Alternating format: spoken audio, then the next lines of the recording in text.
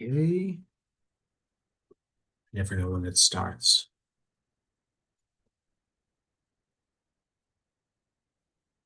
Hello, friends, and welcome to our Torah study here in Topeka.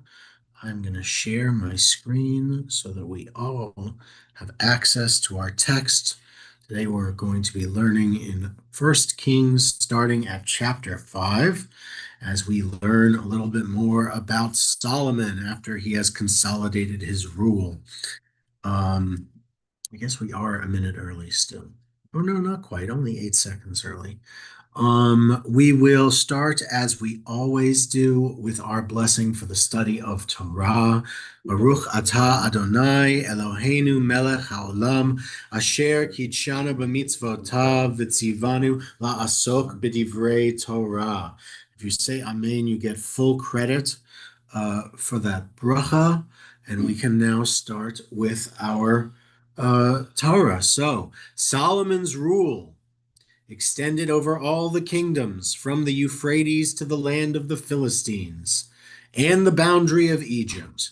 They brought Solomon tribute and were subject to him. Oh, we got a couple people coming in at the coming in now. So just give us 1 second. Um, chapter 5, verse 1, folks. Probably after verse 1 by the time you're down, though. And they brought Solomon tribute and were subject to him all his life. Right? So this is a pretty big territory it's outlining here, and it's trying to give you basically the size of, so when you think about this, we're talking about it might not go all the way down to like the southern Negev and Eilat in today's Israel. But it goes certainly down to the Beersheba area and the Western Negev, Gaza, that whole area, because that's the land of the Philistines. From the Euphrates, his rule might not have controlled all the way to the Euphrates, but he received tributes. So he might not have, they might not have directly ruled these areas, but those were areas. Remember that this period in world history is known as what? Does anyone know what this period around 1000 BCE? What? Sorry, Babylon. not exactly. Though the Babylonians are present. What era of history is it? This is the Bronze Age. And what specifically? The late Bronze Age collapse is happening at this time. So when it says to the Euphrates, from the Euphrates to the land of the Philistines, that's a really big area, right? The Euphrates runs to the Arabian Gulf. It runs through Iraq, essentially. So that's a really big area. But at this period in world history, the only reason that one of the reasons you might give some of this credence, at least, I'm not saying you have to say Solomon was this guy and he did X and it was exactly like X, but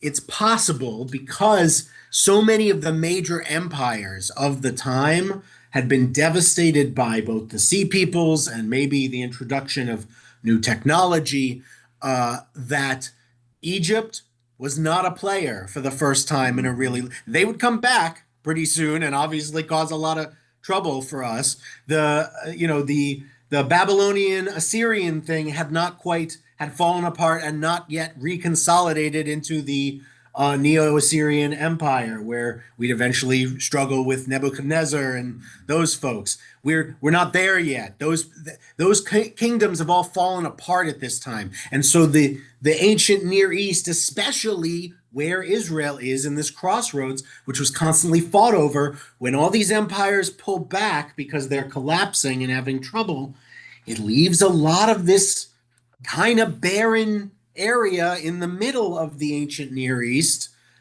to be somewhat unspoken for. And in that void is when historians agree that Israel rose to prominence. Where is the boundary of Egypt at this time? Because it says it goes from the Euphrates to the boundary of Egypt. Right, yeah, to the boundary of Egypt.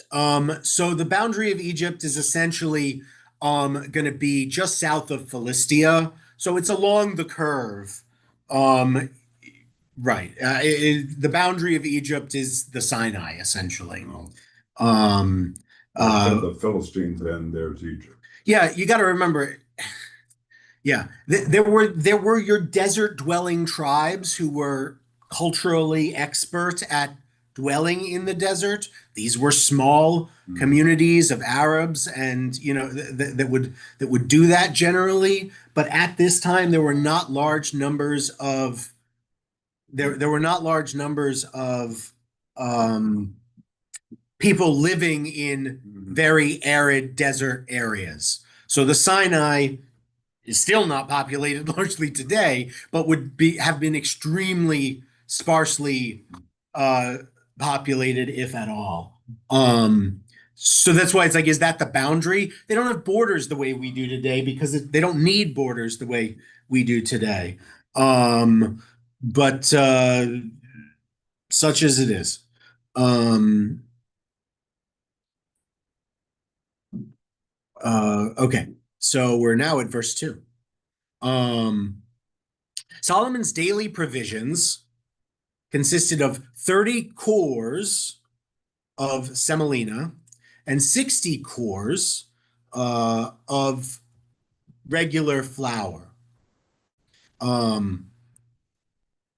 A core was the largest unit of volume for both dry and liquid produce and was approximately either 220 liters or some say 360 liters. So and the term also appears in Aramaic, Sumerian, and Akkadian. So all the major ancient trading languages have this weight. That's also important because usually for smaller measures, we give weights tends to be in either like talents or shekels, right? Mm-hmm. Most of the time, weights in this period, especially of things like this, um, are done in talents or shekels. But here we've got cores, and it's interesting that it's using this language that all these other cultures used because Solomon is most identified with this internationalist. We talked last time about how Solomon, for the first time, was going to bring Israel onto the world stage. Up until now, we'd been a really provincial people. We'd been, hill dwellers, and we were not cosmopolitan the way you would expect. I mean, look, I don't mean cosmopolitan like New York and Paris, but come on, there were some cities at the time. If you lived in Babylon or one of the Egyptian cities, you wouldn't recognize anything in Israel. There were no cities compared to like it was just like little tiny towns. That's Yeah, a what's up? traditional term of derision used against anti-Semitic against the Jewish people as being cosmopolitan. Oh, well, that's a more recent thing. Yes. But the thing is, we used to be the opposite of all those these people were the opposite of all those stereotypes. They were very rural, they were very agrarian, they were very efficient, they were martial, in their, they were not Spartan, but proficient. And they were generally pretty isolationist, except in this, when Solomon comes on the scene, they are now, David's success has made them too big to ignore. And everybody deals with the Jews now, because they can't avoid it. If you want to get from Egypt to anywhere or anywhere to Egypt, if we control the whole boundary with Egypt, you got to go through as we call it, the Via Maris, the sea road. And who controls that? Israel, Solomon's kingdom. So he's got a lot of flour, basically. Also 10 fattened oxen, 20 pasture-fed oxen, and 100 sheep and goats, besides deer and gazelles, roebucks and fatted geese. Um, Again, why are we saying these kind of things? Not just because he ate a lot, but because these are fancy things. And more. It was luxurious. Yes, he wasn't just eating, he's not, it's not like his grandfather would have uh had, right? It's not even necessarily like his father would have always had, but he's got a lot going on. Why? Verse 4, for he controlled the whole region west of the Euphrates, all the kings west of the Euphrates, from Tifsah to Gaza, and he had peace on all his borders round about. Now that's the dream. That's the dream. Well, but By the way, this is where people today get the idea of, by the way, if you've ever heard Greater Israel from anyone, that term, there's basically only 3 people in the entire state of Israel who want it, and there are 12 million people there, so it's not that popular. But the idea is that at one point, God ordained that Israel should extend from the Euphrates, whether to the Nile or just to the boundary of Egypt.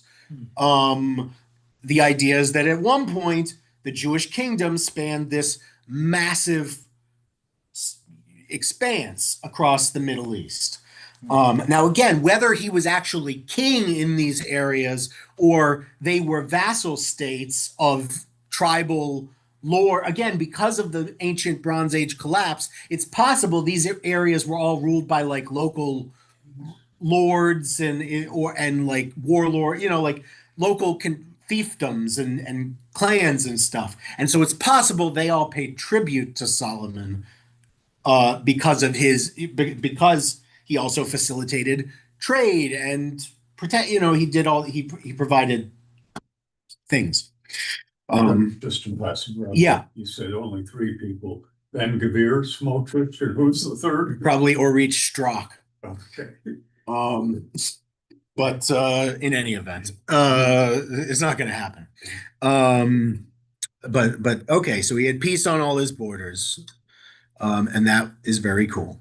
Verse 5, all the days of Solomon, Judah and Israel, from Dan to Beersheba, dwelt in safety, every family under its own vine and fig tree. So, I mean, all the days of Solomon. How can you do better, right? I mean, that's really, I don't know what else to say about that. Although, who remembers, we just read it a couple weeks ago, what Deuteronomy said. What's the first thing you're forbidden from having too many of as king? Chariots and horses and Horses. women. Right? There are other things, right? You're not supposed to have other things too, and he'll get those things too. But for the moment, and people, but for the moment, we're talking about horses. And so in verse 6, we are informed that Solomon had 40,000 stalls of horses for his chariotry and 12,000 riders. Right? This is a both a horses are what in the ancient, who's played Civilization, Sid Meier's Civilization on the computer? In this room, I'm looking around, probably just me. Okay. In that game, the reason I'm bringing it up, there is something called crucial resources. And in the ancient world, one of them is horses. Horses are among the most valuable things in the world because they're huge and you can control them and ride them into battle. You can also use them to do other things. So they're your car, they're your tank, they're your farm equipment, they're everything. And so because of that, his huge amounts of horses and ability to market in horses is a hugely important regional sign of power. It not only shows he has a large, capable regional force. If you can field 12,000 chariotmen, as well as 100,000, 200,000 soldiers at this time, you're a regional military force. You can go to war against any other country in your area, which is cool for him. And also it means you're trading these horses to other maybe you want to make a deal and you want them to pay you tribute. And they're like, you know what, we could really use 5 horses a year. Sorry, that's how it works in the game. I don't know exactly if you give numbers of horses a year, but whatever the deal is, horses would be maybe something he could use strategically. But of course, we were told not too many horses, right? It's like acquiring too many fighter jets. It makes people nervous, right? Horse racing is known as a sport of kings. Indeed. I don't know how much he raced them, though I'm sure he did, because I think they did this. I think horse racing's been a thing since before Solomon. I think the Egyptians were racing horses. But that could just be me remembering the cartoon movie The Prince of Egypt, which that might be a retroactive historical thing from Rome back to the Egyptians. I don't know. Okay. So verse 7. All those prefects, each during his month, would furnish provisions for King Solomon and for all who were admitted to King Solomon's table. They did not fall short in anything. They would also, each in his turn, deliver barley and straw for the horses and the swift steeds to the places where they were stationed. God endowed Solomon with wisdom and discernment in great measure, with understanding as vast as the sands on the seashore. Solomon's wisdom was greater than the wisdom of all the Kedemites and than all the wisdom of the Egyptians. And of course, by Kedemites, what do they mean? Right? What is Kedem? What does Kedem mean? Early or first, right? In this case, it means Easterners. Why? Come on, guys. Eastern. Not quite. Why? What is Japan called? That's why. Because why is it firsters? Why are the Easterners firsters? Because the sun rises there. So it says the Kedemites here. What it really means is I'm sorry, it's being it invented the trope. It's saying those mysterious Easterners, they have a lot of wisdom. And the Egyptians are the center of wisdom. And Solomon's still greater than all of their wisdoms. The wisdom of the East, all the wisdom of Egypt, Solomon's wiser than all of them. Verse 11, he was wiser than anybody else. He was the wisest of all people, including more than Etan, the Ezraite, and Haman, Kalkol, Darda, the sons of Mahol. His fame spread among all the surrounding nations. Sorry. Egypt is mentioned as a center of wisdom.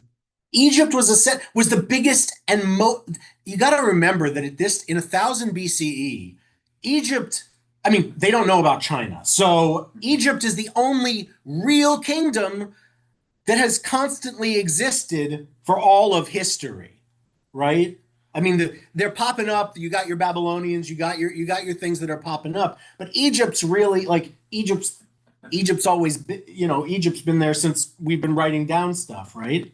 It's like they're seen as the source of science and wisdom. They're not right, but they kind of are. But they're essentially pagan, though. Yeah. But we're saying they're also saying they're better than them. Like, so they are putting them down if that makes you feel better. I mean, if that's what you want them to do. They're not like saying the Egyptians are great, let's be like all praise the Egyptians. They're saying the Egyptians have great wisdom. But Solomon's wisdom is, Maybe substitute the word knowledge.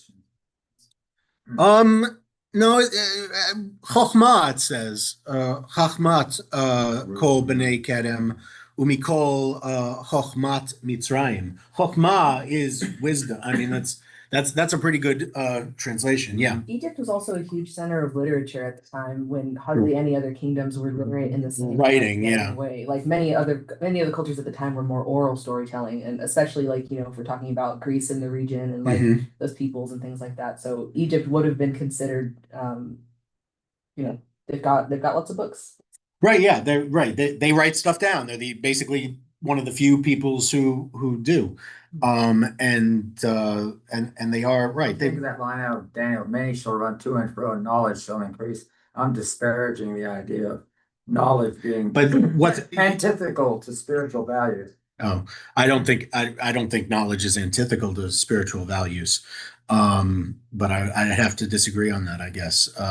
But in this case, we're talking about how wisdom is good and how it made him not just known as a great ruler, but known for his great wisdom in the surrounding, like people all the way in modern day Kuwait might have been like, oh man, have you heard of that King Solomon? He's a really wise guy. He always has such discernment in matters of just, I don't know.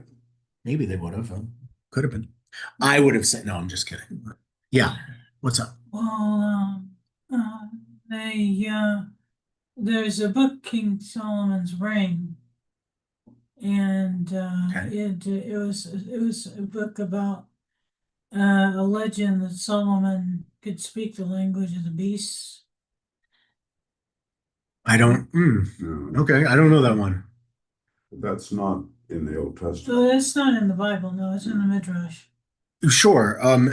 Fair enough. I haven't read that one. I'll have to give it a look. But wisdom is a theme from the beginning after he consolidates power and has the dream and asks for. Well, yes, of course. So We this read is the last theme. time, This is the right? theme. We read this is the aftermath of that. This is part of Mhm. the fulfillment of God saying, "I'm going to give you wisdom, and I'm not only going to give you wisdom, but because you asked for that and not for riches and a large kingdom, I'm going to give you all those things. I'm also going to give you riches and a large kingdom." And by the way, God giving him that riches and large kingdom and all that stuff kind of softens the whole, it's like, oh, well, God said he was going to be super, it's like, okay. So not just that, and here we get, we get the Mishalim, he composed in verse 12, 3,000 proverbs, and his poems, or songs, it says here, but probably numbered 1,005, which is also great because his dad was known for doing psalms. So he's doing proverbs, which is his own thing. And of course, we have Mishle, which is mashal. A mashal is a proverb. Mishle is Proverbs, the book of Proverbs. So this is, we get the idea that Solomon is the author, not just of Proverbs. He'll author other things too, but especially Proverbs, but also Song of Songs and also Kohelet. Although in Kohelet he says he's king over Israel, but also gives himself a girl's name. We're not really sure why. We think because he has been possessed by the spirit of wisdom, and wisdom is feminine. And Chokhmah specifically, as the Sphira, I think, in Kabbalah of I think. Yeah. So in any event, there's Bina, but anyway, but you can't get everything right. Verse 13. So here we go. He's going to talk to the trees. He discoursed about trees, or he spoke of the trees, sorry. From the cedar in Lebanon to the hyssop that grows out of the wall, and he discoursed about beasts, birds, creeping things, and fishes. He was an expert in every area of human knowledge. Envoys came from all peoples to hear Solomon's wisdom, sent by all the monarchs of the earth who had heard of this wisdom, or heard of his wisdom. King Hiram of Tyre sent his officials to Solomon when he heard that he had been anointed king in place of his father, for Hiram had always been a friend of David. Um, and of course, as the commentaries will note, why was Hiram such a good friend of David in Tyre? Tyre is in Lebanon, still is. But what do they have in Lebanon? Trees. Cedars. And what did David need cedars for? Building Jerusalem. So David was a really good customer of Hiram. So Hiram heard that there was a new kid in town. Maybe he also heard that this kid was going to want to build stuff. And he's like, hey, my friend, you know who's got building materials? Good customer. Right, exactly. He's like, we got nice big trees. You want some trees? We got trees. And of course, Solomon's an expert in trees. We just read he knows all the discourse about trees. So Solomon sent this message to Hiram. You know that my father David could not build a house for the name of the eternal his God because of the enemies that encompassed him, until God had placed them under the soles of his feet.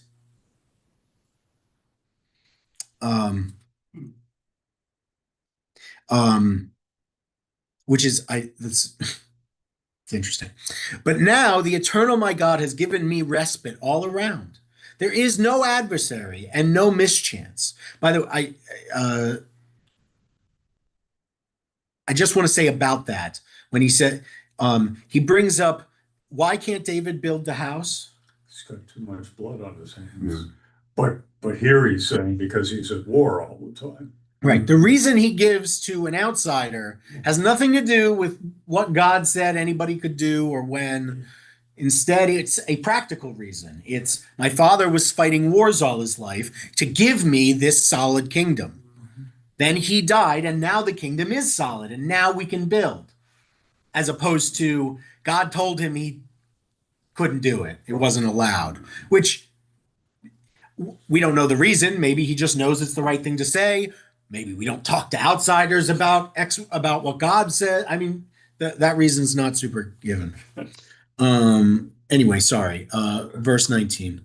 And so I propose to build a house for the name of the eternal my God, as the eternal promised my father David, saying, your son, whom I will set on your throne in your place, shall build the house for my name. Please then give orders for cedars to be cut for me in Lebanon. My servants will work with yours, and I will pay you any wages you may ask for your servants. For as you know, there is none among us who knows how to cut timber like the Sidonians. Right? Sidon and Tyre are the two major Lebanese cities at this time. And so, he's talking about the people who also live around this area. Right. So,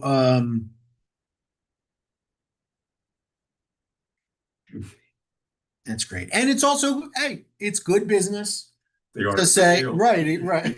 He's like, oh, yeah, nobody knows how to cut trees like you guys. And you can trust my wisdom. I know trees. I'm Solomon.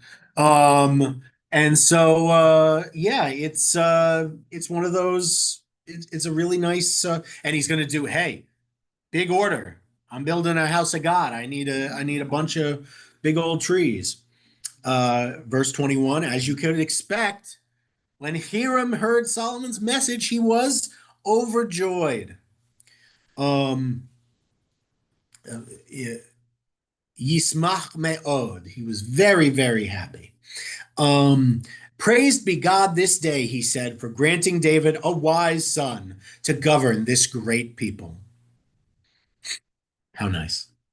And again, great here isn't great doesn't mean like wonderful. Great means numerous, just so you ha'am harav hazeh. So like, or harav, whichever. The rov means like great, numerous.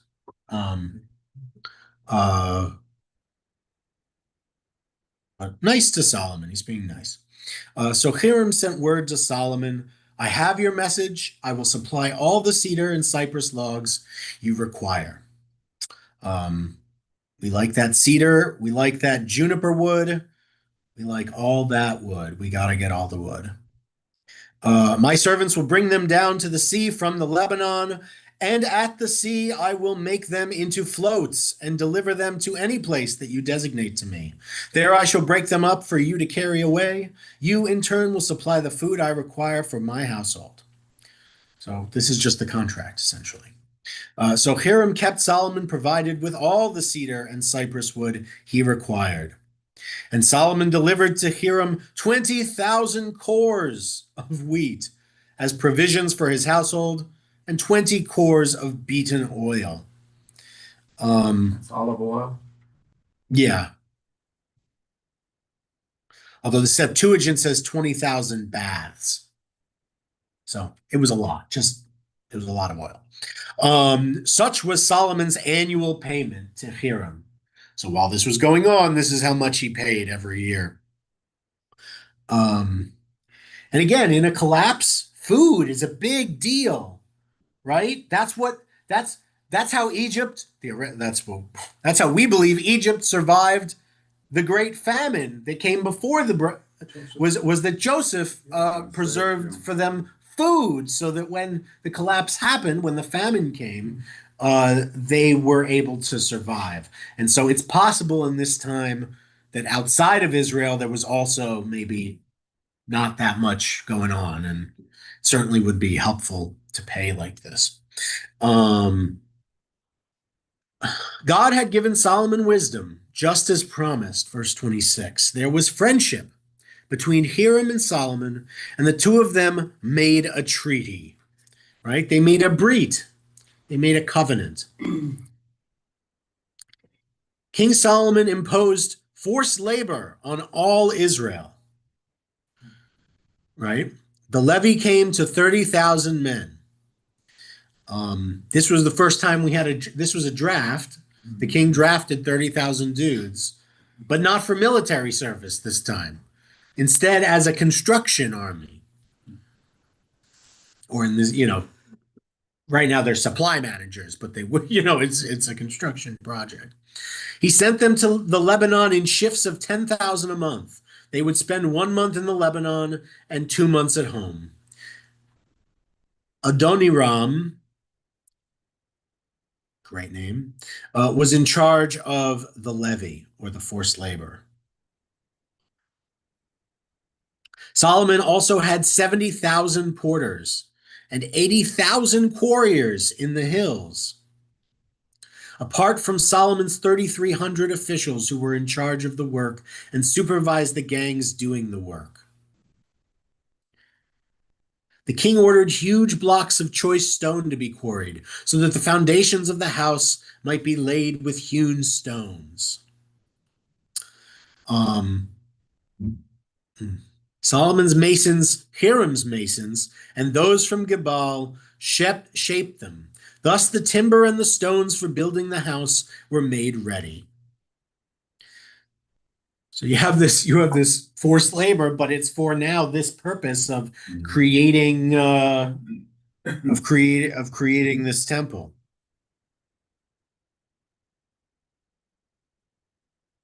And then we get chapter 6. In the 480th year, after the Israelites left the land of Egypt, in the month of Ziv,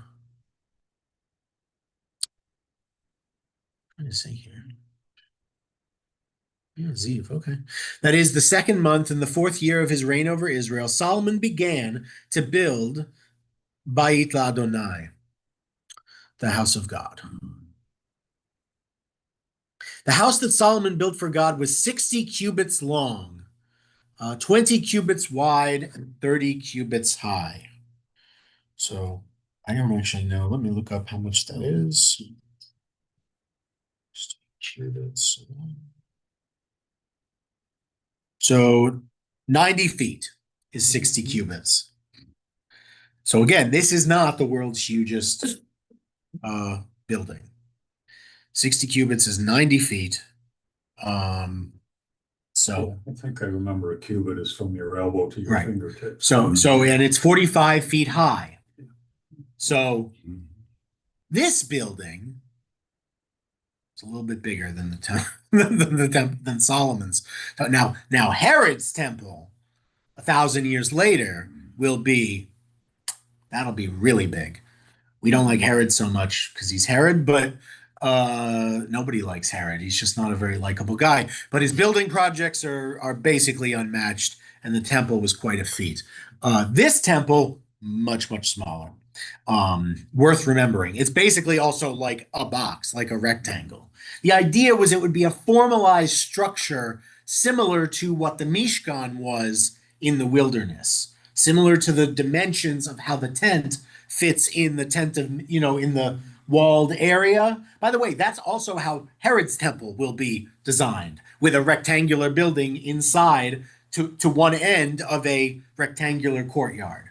Same idea, just way bigger. Or Solomon, his temple, his palaces are bigger than his temple. Wouldn't be hard. Temple's not that big.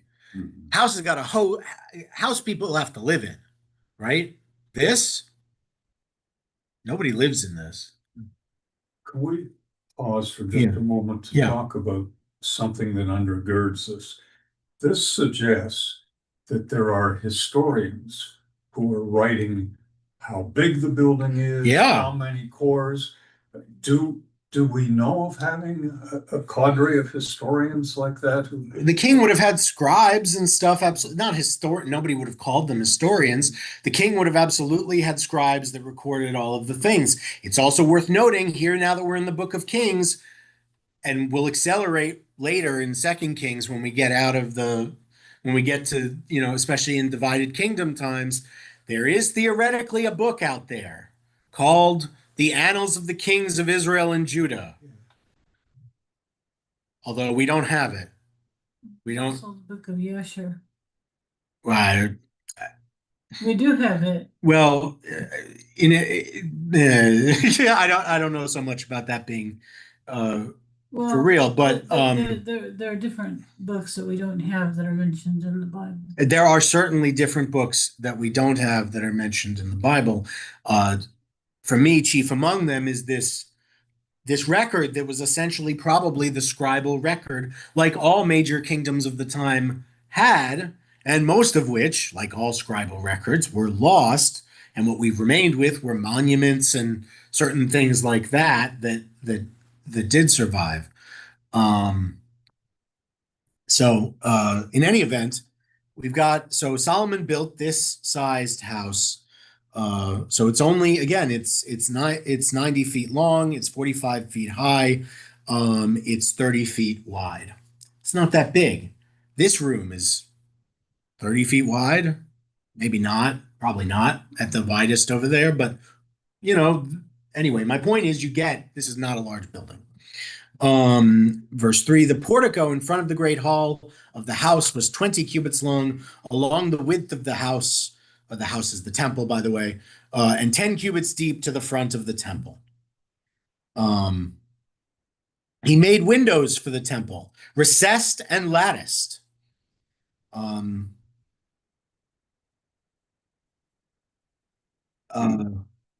Against the outside wall of the temple, the outside walls of the temple enclosing the great hall and the shrine. I'm sure shrine is the wrong word here too. Sanctuary, probably. I don't know where they get this. Yeah, inner sanctuary. Sorry, it's the JPS. They got too artistic with some of their newer translations. He built a storage structure, and he made side chambers all around. 3 floors of rooms or cubicles, although that would have been like 10. Then the ceilings would have been 10 feet height if they were 3 floors. Not through them, but like it's not, because it's 30 feet high. So if they're anyway. The lowest story was 5 cubits wide, the middle one was 6 cubits wide, and the third 7 cubits wide. Sure, there's a way that makes sense. For he had provided recesses around the outside of the temple so as not to penetrate the walls of the temple. The outside of the walls of the temple were layered inward to enable the beams of the side structure to be placed on those recesses, so as not to be fixed in the walls of the house, of the temple. Huh.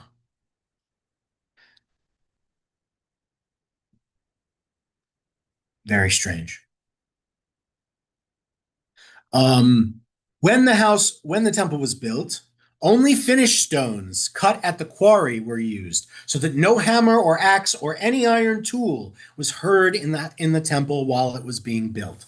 This is similar to how they constructed it the first time when they put everything together and then they formed it without tools. And this is very much it's even similar in some ways to our burial custom of not involving. There's something holy about the purity of the process. And in this case, even the lack of the imagery of clanging metal and war and things, even lacking the imagery is part of maintaining the holiness of such a specific place. Remember that these people have heard, theoretically, although we don't know at this point where the book of Deuteronomy is and who's doing what, if they're doing anything with it. But they're hoping this is going to be the temple. If you came and said, oh, this is a cool first temple, Solomon would be like, the what now? The which temple? You mean the only temple, right? Solomon's temple. And I'd be like, nah, man, it turns out there's this way bigger one after y'all get eggs.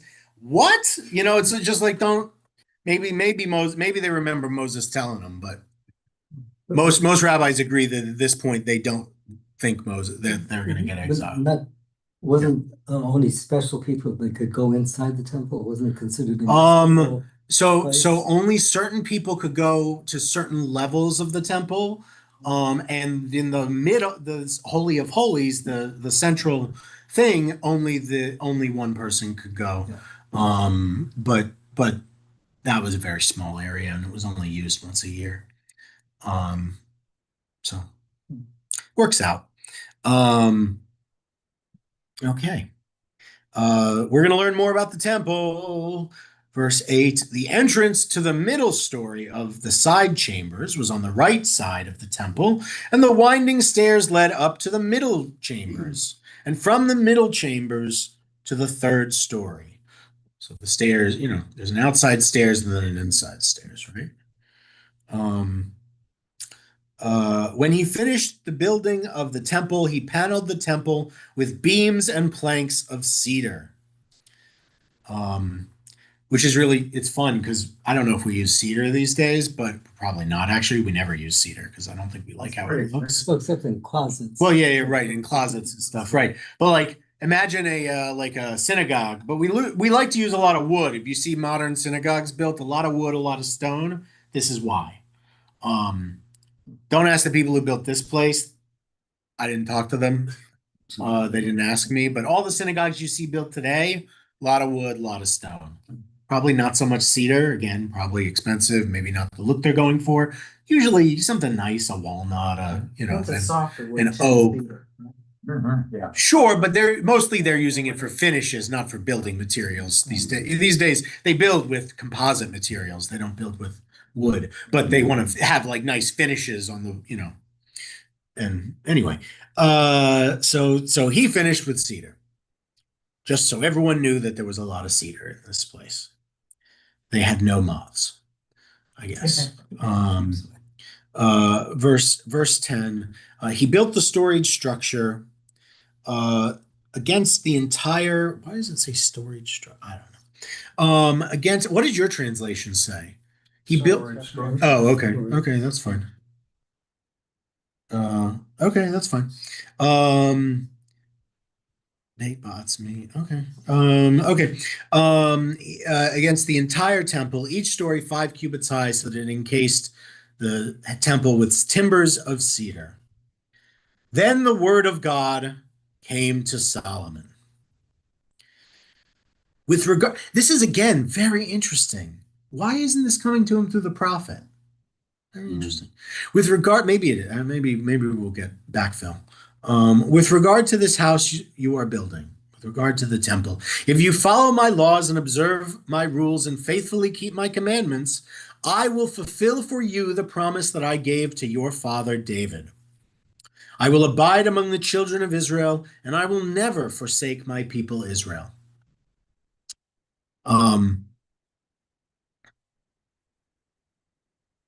Right, and even the commentators note that it's interesting that God here again for the second time is speaking directly to Solomon. There is a prophet. There is someone who's supposed to deliver messages from God, but for some reason, God is speaking directly to Solomon. Solomon, I guess, is the first prophet king. First and only. And I add this, and I mean no disrespect. Yeah. But in several places, God stresses, I will never abandon my covenant with the people of Israel, as opposed to the supersessionist idea that Christianity replaced Judaism. Okay. How would you like me to respond to that? How do we? No, how would you like me to respond to that? Oh, no, Okay. Point out that. Well, I mean, yeah, it is true here. I mean, there are clearly two ways you can read the last two verses, 12 and 13. You can read them as if they break the rules, the covenant is broken and they're done. Or you can read it as if they break the rules, they'll be punished, but the covenant is unbreakable, and I will always take back the people Israel eventually. That's how the second way is the way Jews read it. The first way is the way many Christians read it. They can't change the way they read it. Unfortunately, if I could, then I guess they'd all be Jews. But not that I'm doing that. So we don't proselytize, and I'm not seeking converts. I say, I wish they were all Christians. Well, yeah, no, that's true. Jesus was a Jew. And all his friends. You bet. Well, but they were nasty reforming. So sorry. They were Reformed Jews, I was saying. I was joking around. The Amorites. No, they weren't Amei Haaretz. You would call anyone that at that time if you wanted to call him a dullard. That's all it really meant. I mean, before a long time before, in the time of Solomon, Am Haaretz means like a lord. It means a person who owns land. No, but it only means that back here. By the time of the Second Temple, an Am Haaretz is a dullard, is a person of the land, like I don't know how to do stuff like that. That's what Am Haaretz means. I think that's how the Pharisees saw it, the Jesus followers, in my opinion, what I'm saying. I mean, I don't necessarily think so, because they were a really weird group of people. They were a very diverse group of people, kind of. And so I'd be surprised if they thought they could paint that group as any one particular thing. But and quite frankly, there's no need to paint that as I understand the battle they were fighting with them. Okay. Calling them an Amei Haaretz wouldn't have convinced them, because the people they were trying to recruit were also Amei Haaretz. So using that kind of elitist language, if they did, they would have been the dumbest people alive, because it's like you can't, like today, if you were to if you want to campaign for president of this country and you're like, I'm going to do it. I'm going to win every rural vote. So I'm going to go to Iowa, and I'm going to go to Idaho, and I'm going to go to West Texas, and I'm going to call everyone there an idiot. And it's like, okay, well, you definitely won't get those votes then, right? Because they don't want to hear that. So I'm not saying any words. I'm just saying you won't get those votes. Right. So they wouldn't have done that, is what I'm saying. That seems really dumb. It seems too dumb for them to have done. Well, that's what Hillary called them, deplorable. No, but also she wasn't going to get anyone in Idaho anyway, but and everybody knew that. So don't worry about it. Okay. Also, it was a long time ago. Not that long. Long enough. Verse 14. Nope. Did I do that one already? No, I didn't. Okay. We're just talking more about the cedar. I saw so much cedar that I thought I went back in time. Verse 14, when Solomon had completed the construction of the temple, he paneled the walls of the temple on the inside with planks of cedar. He also overlaid the walls on the inside with wood from the floor of the house to the ceiling. He overlaid the wood of the house with planks of cypress, juniper wood, I guess, so that it would be the floor would be harder. I don't know. Maybe cypress is bad for floors.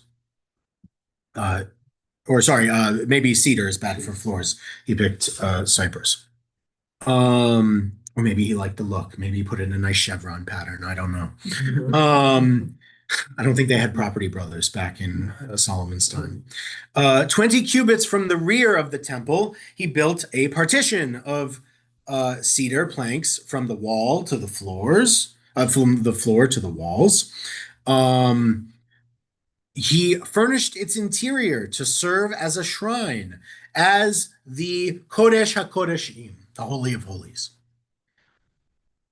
The front part of the house, that is the Great Hall, measured 40 cubits. The cedar of the interior of the temple had carvings of gourds and calyxes, or braided fruits and carved flowers. It was all cedar. No stone was exposed. Right? So inside was all wood, it's this interesting thing. When you look at our bima, it looks kind of strange, but it is kind of like it's obviously not on the ceiling, but we have these walls of wood on the on our bima, which is different than the rest of our sanctuary, which does not have that.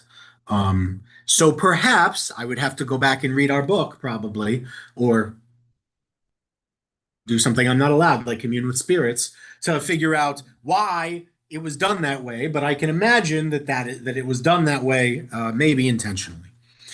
In the innermost part of the temple, he fixed a place, a sanctum, in which to place the Aron HaKodesh, the Ark of God's Covenant. The interior of the shrine was 20 cubits long, 20 cubits wide, and 20 cubits high. He overlaid it with solid gold. That's cool. He similarly overlaid its cedar altar. So lots of so there's also the altar was cedar.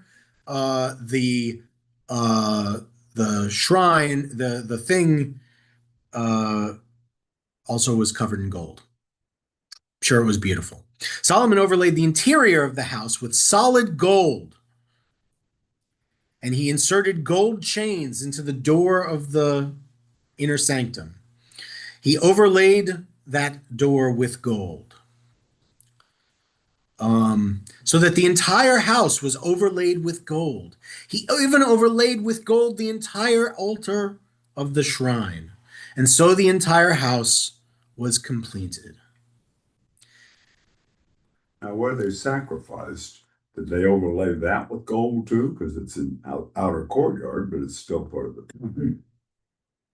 I don't know yet. Maybe, I mean, probably. It would make some sense. I don't think they did, but I will read on. I didn't prep that part. I mean, I didn't really prep which parts are covered in gold. I should have. You're right. I didn't prep which parts are and aren't covered in gold. But a lot of it's covered in gold. We got a lot of stuff covered in gold. Way more stuff than you've probably seen covered in gold, and definitely more than we have covered in gold here at the temple, which is nothing. For the record, nothing is covered in gold. When are we covering the table with gold? That'd be good.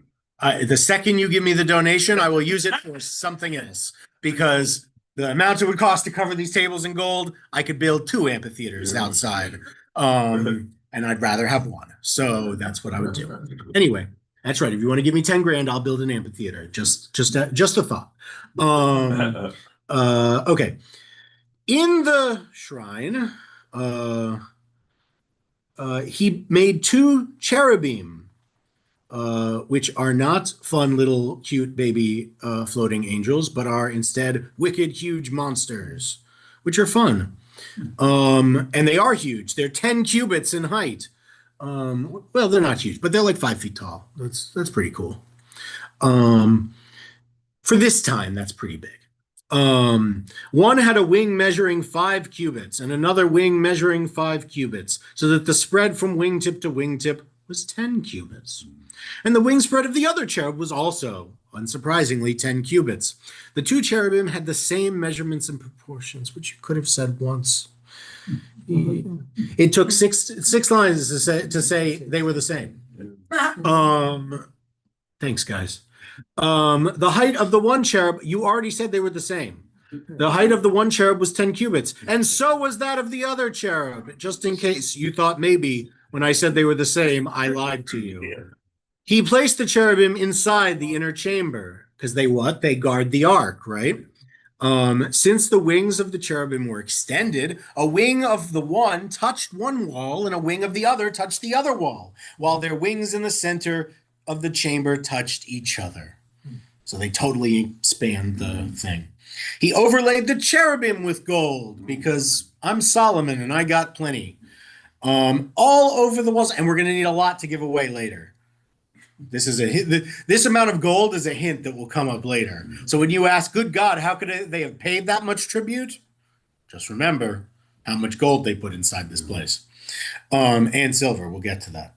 All over the walls of the house, of both the inner area and the outer area, he carved reliefs of cherubs, palms, and calyxes, other desert flower things. He overlaid the floor of the house with gold, both the inner and outer areas. That must have been, would that have been really hot or not in the summertime on the ground, on the outer area? It's just, ooh. Now this is straight gold, which is quite soft. I don't know why they put it on the floor. Gold is soft. That's why we add an alloy to it. Well, they also, they were barefoot a lot of the time. Would it conduct an electrical current? Gold? I don't know. Yeah, gold. Okay, yeah, I don't know the answer to It's that. not your best conductor, but it can be. Well, then I hope they never got struck by lightning. That would have been bad, I guess. I mean, bad in general, but also bad. I don't think the temple ever got struck by lightning. I think it would have made it in the book, to be honest. Yes. So I think we're just going to say it worked out. Okay, so lots of gold. For the entrance of the shrine, he made doors of olive wood. Olive wood is nice, I guess. The pilasters and the doorposts having 5 sides. The lintels. That's what the thing over the top. Having 5 sides. The double doors were of olive wood, and on them he carved reliefs of cherubim, palms, and calyxes. He overlaid them with gold, hammering the gold onto the cherubim and the palms. It says in the Steinsaltz, he rolled out the gold over them. So I guess it was so soft that he was able to, it seems like it was almost, he rolled it out. Right, yeah. Like he could just, like it was paint, right? He could just spread it. For the entrance of the Great Hall, too, he made doorposts of oleaster wood having 4 sides, or oil wood doorposts. It says, and the double doors of cypress wood, each consisting of 2 rounded planks. 2 boards folding on one door and 2 boards folding on the second door. Oh, folding doors with hinges. That's fun. The entrance had hinges. We like that. Okay. On them he carved cherubim, palms, and calyxes, overlaying them with gold, applied evenly over the carvings. It says, and he plated them with gold, pressing it precisely on the inset design so that the gold would take on the shape of the engraving. That's very interesting. I don't know who does that today. Is that a method we still use? I don't know. Who could use that much gold today? Well, that's true. That's also true. It's like, who's like, can you make my whole house gold covered in gold putty, but that's like 90% gold? Yeah. And they're like, how much you got? Like, Yeah. you got enough gold for that? That's a lot of gold. For He built the inner enclosure of the 3 courses of hewn stones and 1 course of cedar beams. In the 4th year, in the month of Siv, the foundations of the house of God were laid. And in the 11th year, in the month of Bul, which is the 8th month, the temple was completed according to all its details and all its specifications. It took him 7 years to build it. Were they using a different calendar back then that had different names on them? Yeah. I suppose, yeah. Well, I learned how to build a temple. Wonderful. Yeah. There you go. Now you know how to build a temple. And remember, you need lots of gold. Take care. Sure. I was surprised. I thought it was the Kabbalah. Yeah. No worries. But I learned something. Well, I'm glad. If you learned something, then good. That's where I label it. So yeah, so yeah, I honestly, my thinking is yes. Let's see here. Where do we get? Can you talk to me about Bool?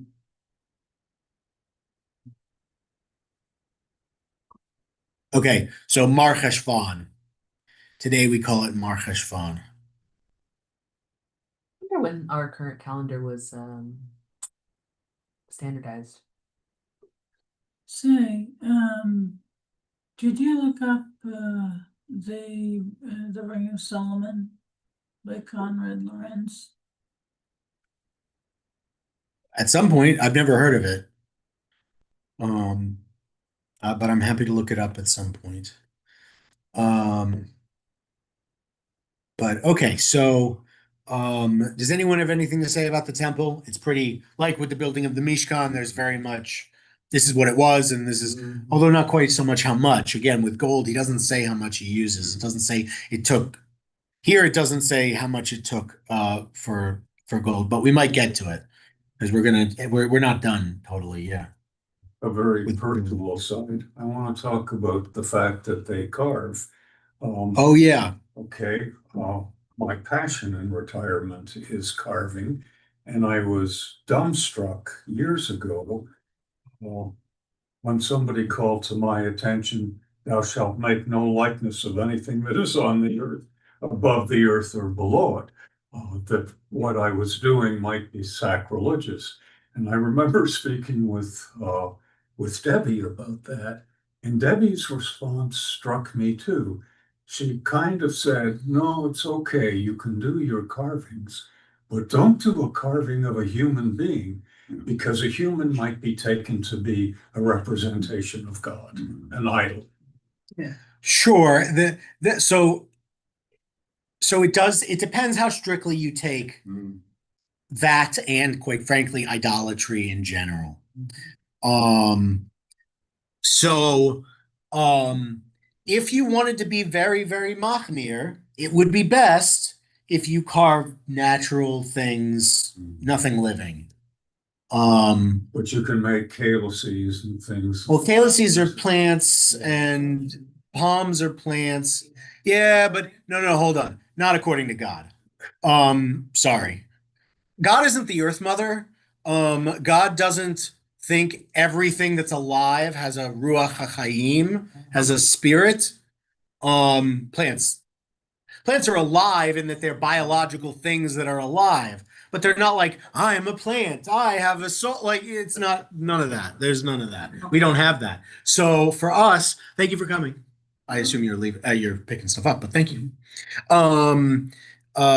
So plants, that's mostly fine. Animals, again, it's like, if you want to, you like, I wouldn't necessarily, but I'm like really like fine-tuned on idolatry. If it's not a big bugaboo for you, you're probably fine. People seems like a step that, you could do a bust, I guess, but what's the point besides that, right? Like, I know if somebody carved me, that would be really weird. I'd be kind of, but like if somebody carved, like I think wood carving is amazing and really cool. But yeah, they didn't carve Solomon's face into the, into any of this, or Moses's face, or Abraham's face, right? Like they didn't, or David's face, they didn't build a big Kim Jong-il statue next to Kim Il Sung, next to, and then the next, and they're going to keep building slightly smaller statues, I guess, until it becomes a full-on Matryoshka doll. A carved statue of David is a no-no. Yeah, No. but a Jew didn't do that. Right, So, right. yeah. I mean, it's like we wouldn't do it, but it's not, we wouldn't put it in our synagogue. It's beautiful. And quite frankly, I'm glad they think that the Jewish king was so cut. But like at the same time, we wouldn't do it. Like we're not gonna do it. And there were ins and outs among the Christians. Obviously, Catholics liked images like mad, but the Protestants came in and destroyed the stained glass windows on all the statues, at least in Holland and a good part of other northern countries. So it goes back and forth on that kind of thing. Well, every religion defines that. Every religion defines that differently. Yeah, Some are define more what is strict. good. Yeah. Right. The limits of idolatry are different. Sure. For certain. So in any way, wood carving is great. And if you wanted to make something very holy, wood carving can especially be used in the creation of artifacts that have holiness, whether they're eitzim for Torah scrolls, the wood. Eitzim means trees, but literally they're also what we call the wood on the Torah scrolls are the eitzim. What this synagogue needs, hint, hint, if you'd like, I'd be happy to reimburse you, is something to hold the Torah once it's out among us. There are Torah holders, which also sometimes have like things holding up from them to hold the crowns on and somewhere to put all its accoutrement so that we don't just, right now we put it in a box, which is fine, but like those exist and they're made of wood generally and they're hand carved and they're beautiful and they're really expensive, which may be why we don't have one. But anyway, yeah. Statues of Jesus, Mary, and Joseph being considered idolatry? Well, that would be a Christian would have to answer that. Yeah, a Christian. We don't get into questions of whether Christian things are idolatry. Generally, Judaism, for reasons that I can go into if you want, has generally ruled that Christianity and Islam are not idolatry. And so we don't choose to then interrogate within their own religions how they prosecute their own idolatry against the one God. Okay. Right? So as long as they are against idolatry and paganism, we're good with them theoretically. Though if Judaism had been of equal size to those faiths throughout all of history, I think you'd have a different decision, if I'm being honest. If I'm being very honest. I think Judaism wouldn't have necessarily come to that decision if they hadn't been so thoroughly subjugated by first Christians and then Muslims. Because if you say to the majority, you're an idolater, they kill you. So what do? You definitely don't say that because then they kill you. So we made a ruling that they weren't. Would we have made the same ruling if they weren't killing us? I don't know the answer, but we did make that ruling because they were murdering us so much. So that's your answer as to whether is Christian statues and imagery and stuff idolatry. We don't choose to weigh in on that. We've ruled Christianity is not idolatry. Well, some are very strict, no images. Yeah, some are more. Well, some have different, right, and as it was brought up, they have different rules within them, and it's a very diverse group. Islam generally doesn't have Islam is much more strict. Yes, Islam is very strict about idolatry. Very strict very strict about idolatry. Were you going to say Islam doesn't have carvings or statuary? No, it doesn't have carvings of people. Oh. It does some beautiful architecture. That's why Islamic architecture is almost all geometric. Right. They don't represent generally anything in the living. Yeah, right. The Dome of the Rock is gorgeous, It's a lot of it is beautiful stuff. There's a lot of beautiful Islamic architecture. Absolutely. That may be so important to say.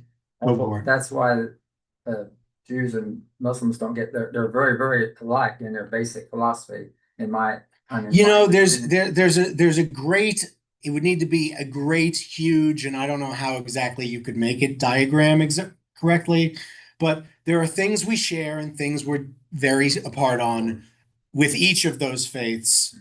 And with Christianity and with Islam, we have things that we're very close with certain groups of them on, and things we're very far apart with certain ones of them on. I wish them much health and happiness. And may we all be tolerant of each other. Well, we'll see. We'll see if we get there. In contrast to the ideal of idolatry, my own internal emotional experience with my carvings, if I could put it in words, would be something like, dear God, these are just very pale reflections of the awesome magnificence and splendor that you have created. Of things you created. Yeah. So it's a tribute in a sense. But you don't worship the ducks and the animals and all that. And so long as you don't. Yeah. Remember, when you talk about animals and stuff, just remember, to the ancient, we're sitting here like, ha ha ha, worshiping ducks. What's next? Worshiping a person with the head of a lizard? I mean, remember that the ancient Israelites had a lot of familiarity with people who worshipped animals and things that had. I'm just saying, remember that it wouldn't have been it would have been a very dangerous concept to them. To the Egyptians. Well, you know, I don't know who and what was a god to who necessarily, Also, but at this time we hadn't settled into true monotheism. We were still like lingering in the monolatrous. we're definitely not right. We're definitely monolatrous at this point for certain. We certainly believe that other gods exist and have powers over other places. But this is the beginning of our turn into with becoming a paramount kingdom comes kind of especially these days the word supremacy is overused, but a triumphalist approach to the divine, especially because victory is seen as divinely given, as well as wealth and prosperity and good fortune, that it creates this kind of, maybe it's not just that our God is one God and our God is better than all the gods, and that means there are other gods, I guess, but they're not cool. Maybe it just means that none of them are real. Maybe it means there's only one God, and saying otherwise, maybe that should be against the rules. And there were times early where God was the greatest among them, and gradually became he was the only. That's right. That's 500 AD. You said it much more succinctly than I did. Yeah. And you're suggesting that happened with the birth of the kingdom of Israel? No. I'm saying this is a process that starts from what can only be called monolatry, into monotheism, into a belief that there is only one God, and that nothing else holds any power. That everyone else worships to things that are vapor and nothingness, right? That's what the Aleinu says, and we had to cut that part because some people didn't like it. But we're really talking about pagans then. We're talking about paganism, as that was our chief enemy up until late Rome, up until Christianity takes over Rome, I guess is when you would say. I would say Rome took over Christianity. It made it into the like the Roman army. I don't know, man. The warmth of the Roman army. You can call it whichever you like. I know the Romans sucked. Yeah. That's all I know. Right? Go Jews, Romans suck. Right. Thank you, Internet. I'm on the Internet for that one. I hope that gets clipped. I hope no one ever goes through these and clips me. That would be bad. It would be like, you wouldn't believe the 10 clips I put together from all these Torah studies that this rabbi did. It's just the most horrific death you could give someone on a cross. Well, they thought of a lot worse than, I mean, that was bad, but like getting eaten by a lion was pretty bad. There were a lot of ways. The Romans had a bunch of other ways the Romans were really, brutal people. Brutal is a good word for it. They were really brutal people. Now, they also were very advanced people for their time, and part of their brutality and their efficient, and their I'm trying to think of the word, I'm not getting it, but led to advancement. Yeah. Some of the aggressiveness and all that led to advancement, and they certainly were very advanced people. But Wouldn't we say that about us today? Our methods of war are. I would say we're a martial people, not a brutal people. I would say American. You're talking about America, right? Or Israel? Which are you? You're talking. I assumed you said we. So, but you're Canadian, so I don't know. America. Okay, yeah. So America, I would say we're a martial people, not a brutal people. Yeah, but I believe within another 100 years, bombing cities will be considered a war crime because you kill so many civilians. I think we're about to move out of the realm of war crimes existing as a thing altogether. Nobody cares. Not just because of that, but because we've now cheapened what that means so much. No. There's an entire NGO complex I'm sorry. In any event. What is martial? Can you tell me what that is? It's like militaristically formal. I associate it with patriotism, nationalism, and just a sense of it has aggressive overtones, but it's not. It's not gleeful in its application of force. We're not talking about sadism the same way Romans were. Right. I'm saying, right. The Romans, they would go, and even, I would have said that about the English 300 years ago, because they like to go to a good beheading and stuff. Like Americans today, if you were we're going to behead somebody in the street, they would stop you. That might be, and they might stop you with force, but they would stop you. That's a martial people, not a brutal one. Watch Triumph of the Will. You want to see? No. Please never watch Triumph of the Will. I will in fact say to the whole internet, please never watch that. Why should we not watch it? I'm okay with saying you can learn about Nazi Germany without watching it. Yeah, well, and there's plenty of clips from it in everything that teaches about Nazi Germany. So you see all you really need to. Well, I would say that's kind of a martial. The mass formations of men marching in. Okay, mass formations of men marching is martial, but we couldn't call. I don't think we could call Nazi Germany just martial, though they were. They were also more and importantly, primarily other things. They were martial, but if you describe them that way, it's like when the New York Times described Abu Bakr al-Baghdadi, the head of ISIS, as an austere religious scholar. It's like the problem becomes okay, he might have been that, but he might have also been something else too, right? Could he have been the head of a massive terrorist empire? I don't know. It could have been, but let's call him right. It's disingenuous to lie about what somebody is. There's another name for zealot. Right. They did the same thing with Rouhani, the last president of Iran, who died when his helicopter hit when helicopter, the Mossad agent brought him down, and they were the New York Times again was it's this great leader of Shia Islam, and it's okay, but also the head of the IRGC. Yeah. We don't want to talk about that though. Anyway, so my point is, you could call them martial, but to ignore what they primarily were would not be the thing to do. Yeah. The thinking is that Mossad was involved. No. I'm sorry. That was a joke. That was now I will get clipped. Yeah. And I'll be on breaking points or something. No, Mossad was not involved. They have really bad helicopters because their helicopters are 50 years old and they don't have the parts to maintain them. So why in bad weather they decided to fly through mountains on a 50-year-old helicopter? I don't know. That was a really dumb idea, and their president died because of it. So they probably shouldn't do it again. They probably won't. But that was them. That's just, they're really bad. The truth is Iran is really bad at stuff. Lots of stuff, not just military stuff, but they're bad at lots of stuff. The one thing they are good at, it seems, although less good now, is training people to become nuclear scientists. So that has to be watched. Anyway, wow, I thought we'd get to chapter 7, but we did get many other things that we talked about. I'm glad to have such a fruitful discussion. And to my friends that are joining us on YouTube, either now or after the fact,